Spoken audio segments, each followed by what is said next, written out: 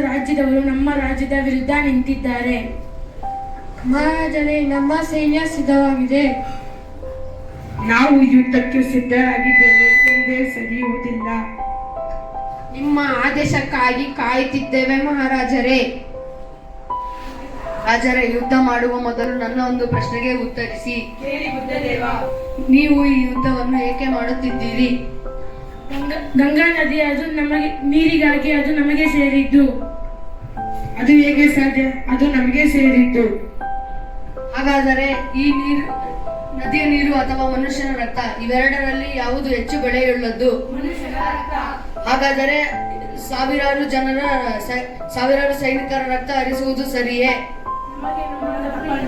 ನಮಗೆ ನಮ್ಮ ತಪ್ಪಿನ ಅರಿವಾಗಿತ್ತು. ಯುದ್ಧವನ್ನು ನಾವು ನಿಲ್ಲಿಸುತ್ತೇವೆ. ಯುದ್ಧಕ್ಕಿಂತ ಶಾಂತಿಯೇ ಶ್ರೇಷ್ಠ.